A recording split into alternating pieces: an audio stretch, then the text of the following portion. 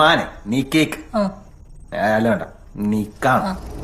ഇത്ര അമേരിക്കയിലും ഇത്ര സ്റ്റേജ് പ്രോഗ്രാമും ചെയ്യുന്ന മനീഷ എന്ന ആക്ട്രസിന് എപ്പോഴെങ്കിലും മുട്ടിയ വാതിലുകൾ അവസരത്തിന് വേണ്ടി തുറന്നു കൊടുത്തിട്ടുണ്ടോ?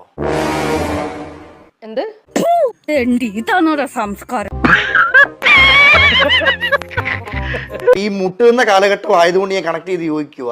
മുട്ടുന്ന കാലഘട്ടം ആയതുകൊണ്ട് ഞാൻ കണക്ട് ചെയ്ത് ചോദിക്കുക, സത്യമായിട്ടും ഇയാൾക്ക് തലയ്ക്ക് വല്ല അസുഖമുണ്ടോ? ആരെങ്കിലും മുട്ടിയപ്പം ചേച്ചിയുടെ നിലനിൽപ്പിനും ചേച്ചിയുടെ അവസരത്തിനും വേണ്ടി ചേച്ചി തുറന്നു കൊടുത്തിട്ടുണ്ടോ?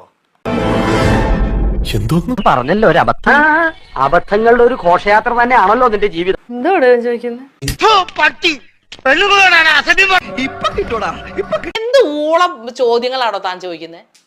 പറഞ്ഞ കണകുണ ചോദ്യങ്ങളും ചോദിക്കുന്നത് വേണ്ടായിരുന്നു. ഒരുമാതിരി അല്ല, ഞാൻ ഒരു മിനിറ്റ്, ഇത്രയും ദേഷ്യപ്പെടാനല്ലല്ലോ ഞാൻ പറഞ്ഞത്. ഞാൻ ആദ്യം തന്നെ പറഞ്ഞു ഇത്ര എക്സ്പീരിയൻസ് ചേച്ചിക്കുണ്ട്. എക്സ്പീരിയൻസ് എന്ന് പറഞ്ഞാൽ മുട്ടുമ്പോ തുറക്കുന്നതാണോ എക്സ്പീരിയൻസ്?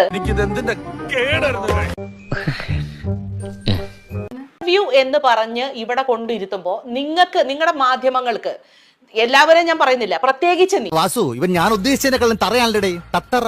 അതെ, നിനക്ക് അനാവശ്യമായിട്ടുള്ള ചോദ്യങ്ങൾ ചോദിക്കുന്ന കുറച്ച് കൂടുതലാണ്. ഉളുപ്പുണ്ടടാ ചക്കണക്ക്.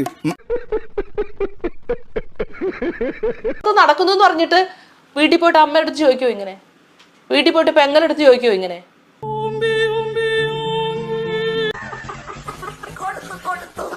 നിനക്ക് പറ്റൂലേ കളഞ്ഞിട്ട് പോടേ. കുറെ സമയമായിട്ട് കളിയാക്കുക. എന്റെ പെങ്ങളും അമ്മയൊന്നും സിനിമയിലില്ല. സിനിമയിൽ ഉണ്ടായാലും ഇല്ലെങ്കിലും സ്ത്രീയാണോ? നല്ലോണം കിട്ടിയോ? സാമാന്യം ഭേദപ്പെട്ട രീതി.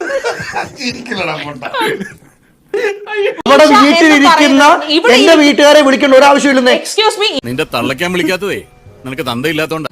എന്തോന്നാടോ ഇത്? എവിടെ നിന്ന് കിട്ടിയോടോ ഈ ഇത്തരം ചോദ്യങ്ങൾ എന്റെ കൺമുന്നിൽ നിന്ന് പരിചയമുള്ള ആൾക്കാർ ചോദിച്ചാൽ ചെപ്പക്കുറ്റി അടിച്ച് ഞാൻ പൊടിക്കും. എനിക്കെല്ലാമായി തൃപ്തിയായി. അപ്പൊ കൊള്ളണത് കൊണ്ടപ്പോ സംഗതി ക്ലിയറായി. ഇതങ്ങ് അവസാനിപ്പിച്ചേക്കാം. നമുക്ക് പിന്നെ കാണാം. Okay, all the best.